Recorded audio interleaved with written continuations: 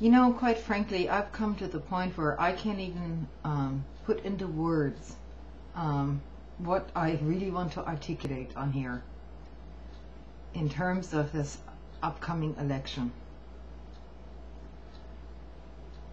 We are in a sinkhole, my friends, and the outlook is not at all good, no matter which party wins. We're living in a system which is so corrupt at this point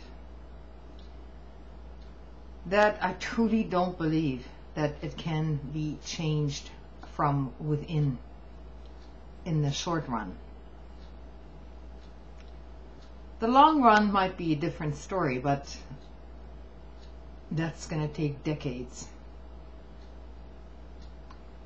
So if you're prepared to do that, and I am, then we need to fight for the little things that we still have at our disposal against this massive corruption, which is not only going on here, but it's essentially global, okay?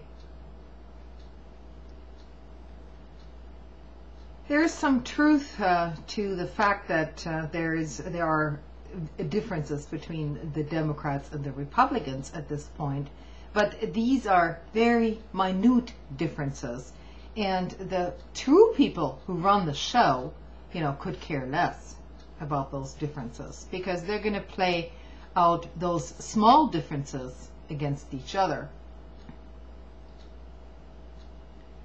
It's all about divide and conquer.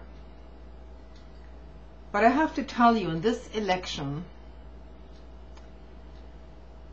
and as Howard Zinn stated, you know, you can't remain neutral on a moving train, which means that you do have to vote.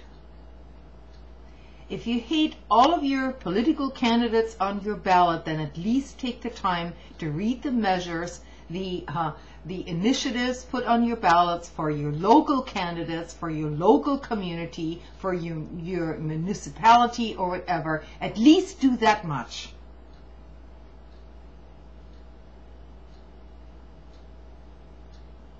I mean, it's no wonder that 40% of people are voting in any election in the United States. I mean, you can't even call that.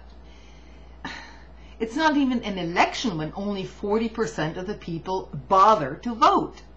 And this has gone on for a very long time. That's nothing new. Now, of course, because everything is going to come crashing down, people are even less disposed to turn in any kind of vote whatsoever, because we all know that the system is somehow rigged.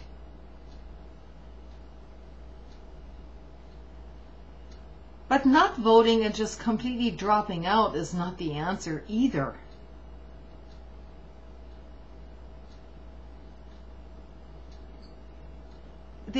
In our system, there is very little chance of any political third party to come about under the auspices of corporate control. Not at this point. It's simply not going to happen. There's too much money involved. In some states, you'd have to get 600,000 signatures to even get on the ballot for any candidate.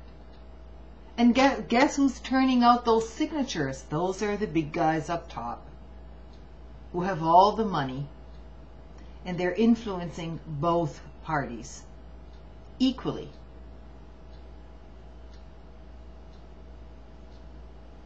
There are, in my opinion, still some progressive Democrats left to actually vote for, but they're very much in the minority.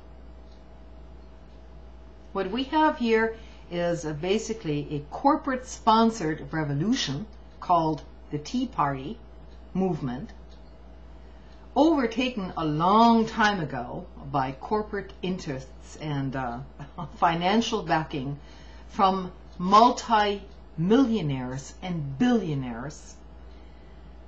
And unfortunately, the people on the Tea Party side are absolutely clueless about this.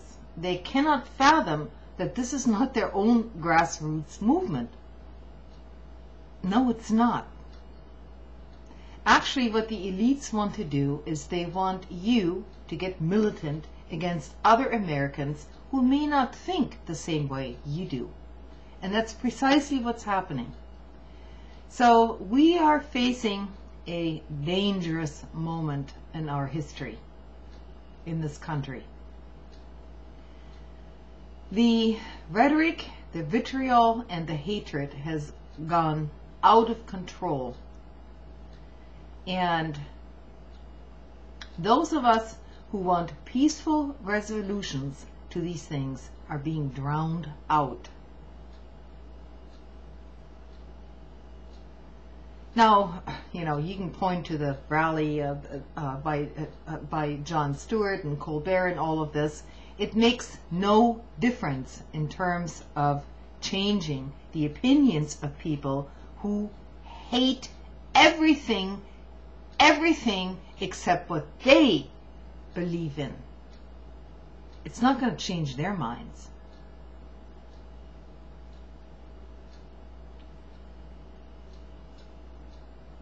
And I'm afraid when people tell me you can't keep going on like this, you know, you can't keep voting for the lesser evil. Well, what the fuck am I supposed to do? Am I supposed to just sit quietly on the sidelines and let proto-fascists take over this country? I don't think so. I don't think so at all. Now, my voice or my vote may not be listened to, but let it not be said that I didn't try.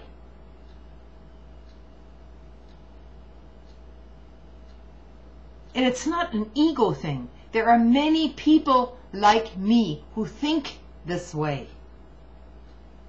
I would say probably 45% of the US population thinks this way, and they're fucking too afraid to speak out and say it. We've had enough of this craziness in this country. We're going completely down the wrong path. And no, I'm not a friend or a supporter of Obama, although I did have some hope when he first came into office that he would at least try to make some modicum of change. But this is not the point of this election. The point of this election is to keep fascism, outright fascism, out of power in America. Because this is what is happening here today, in case you haven't noticed. It starts very, very, very slowly.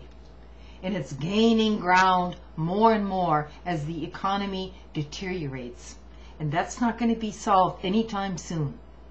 So scapegoats have to be found, whether it's illegal immigrants, whether it's blacks, whether it's gays, whether it's people who are not of a Christian belief, you know, whether it's Muslims, whether it's Jews, it doesn't matter. Something has to be found to basically steer away the blame from the upper 5 percentile of corporate money and basically corporate dictatorship is what we have, in order to keep all that quiet.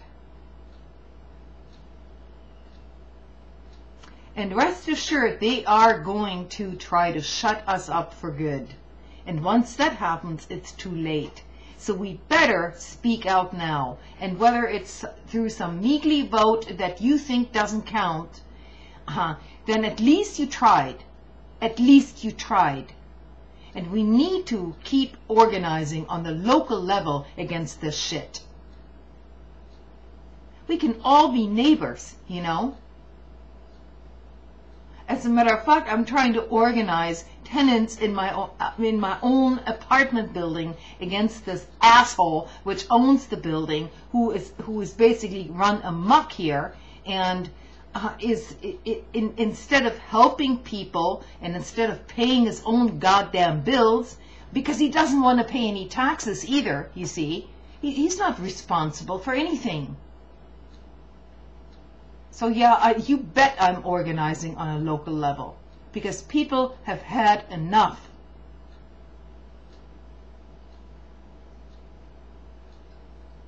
This whole idea of unfettered free market capitalism only goes so far.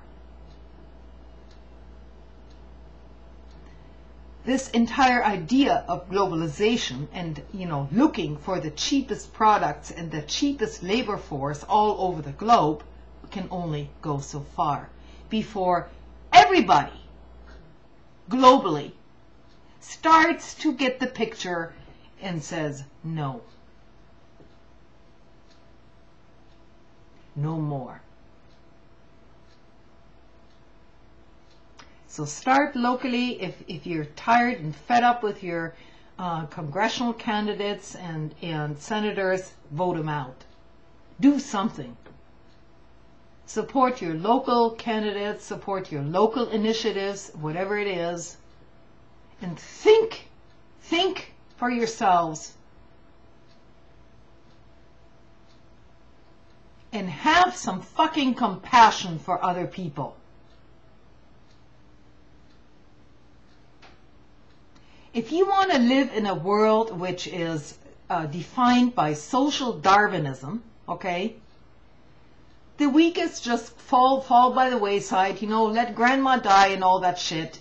Well, too bad, lifespan's over. Or, these poor people in these welfare buildings, they don't deserve it. They're just lazy bums. And the vet on the next street corner, well, he's done his service and he's fucked too. And too bad he's on drugs now. Think about what you're thinking. Because it's not about compassion. It's about selfishness. And this is what is happening in this entire nation.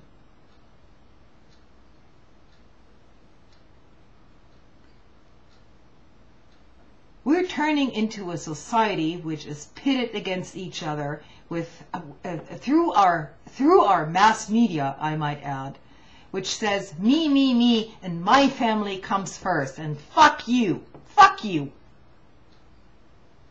But personally, you know what? I'm tired of it. So let's organize on the local level, on the community level, in our neighborhoods, and say enough is enough, It has to start somewhere.